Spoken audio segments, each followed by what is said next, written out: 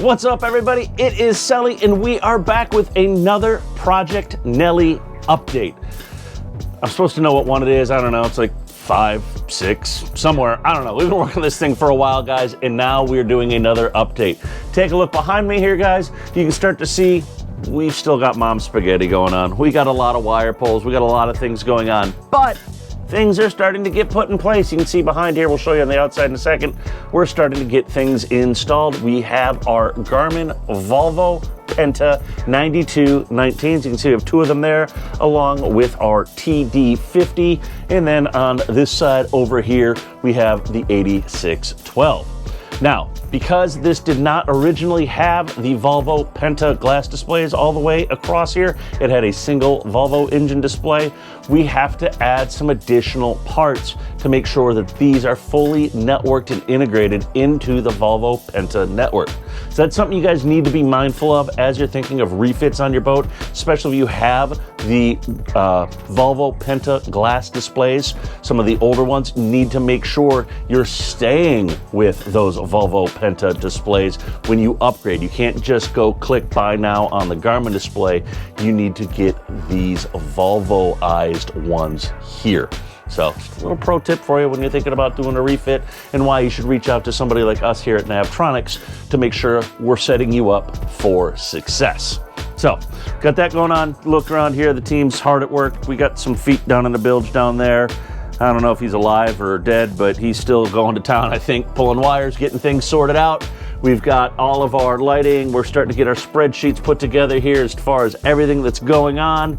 And let's make our way outside and let's take a look at that helm. We got more people popping out of bilges here. And you can see here, guys, we are starting to finally land things here. You can see we've got our joystick, our spotlight, our Humphrey control, our windshield wiper. The throttle's gonna go there. Our start and stops are actually gonna land down there. We're going to have our Fusion radio control right here, and then we're going to have the SP8 switch panel. That switch panel is for the Empire bus, so even if the displays aren't on, we are still going to have tactical switches readily at hand. So we'll be able to control things like these 3 windows right here. They're power operated. We're gonna be able to control those remotely from those switches, even if the displays aren't on. We're gonna have the horn, the anchor. I think we're actually gonna do things like underway horns. You hit the button, automatically does our 1 long sound every 2 minutes for underway. So that's happening, and it looks like people are popping out here. So now we're gonna hop down into the Seakeeper space. Now let's take a peek at what's happening down here. So as we make our way in, you can see more wire pulls. That is the backside of the bulkhead actually right there for all those other wires we saw.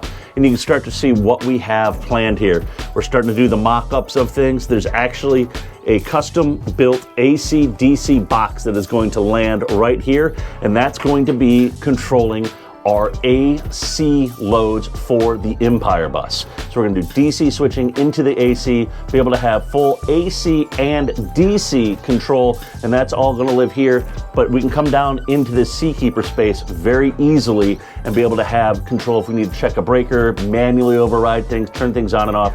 We have that. We're gonna have a nice box mounted here with a cable trough feeding it down from below for all the wires, making that all neat.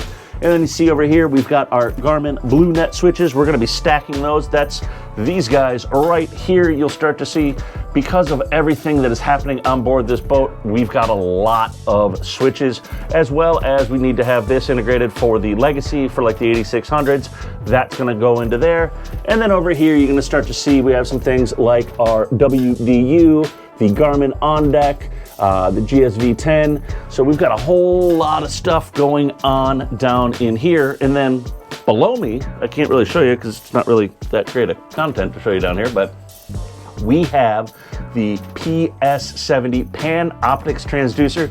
So that's, you know, becoming a really crowd favorite here. That's that 110-degree beam angle transducer, good to 1,000 feet. We've got that installed, as well as the PS51. That's that forward-looking transducer. That is mounted back here in the Seakeeper space. Now, some people go, let's say forward scan, that should be up in the front of the boat. We don't like doing that. It becomes sacrificial. It starts coming out of the water. It gets really loud as it's smacking through the water as you put it up by the bow thruster, things like that. We have had great success by moving it back so that it stays in the water and in the water column while the boat is running. Yes, now we can do that. And when we do that, we just simply go into our MFD. They now offer a bow offset. So if I say, hey, this is 20 feet back from the bow, it will automatically adjust for that. Just like we can do a keel offset, we can now do a bow offset as well. So that's what's going on there. And then let's see, behind me here, I think we've got some Seakeeper cables, getting some stuff sorted out there for the Seakeeper. Make sure that's all dialed in and networked into the BlueNet. We've got our 4 engine room cameras installed. So we got a lot of great stuff going on here, guys. And that's about it. So if you got any questions about what we have done so far in this build, why we chose what we chose, and why we're doing what we're doing, leave it down below in the comments. And maybe you're thinking about refit, maybe looking forward to next year, thinking about some things, leave it down below in the comments or reach out to us, sales@navtronics.com.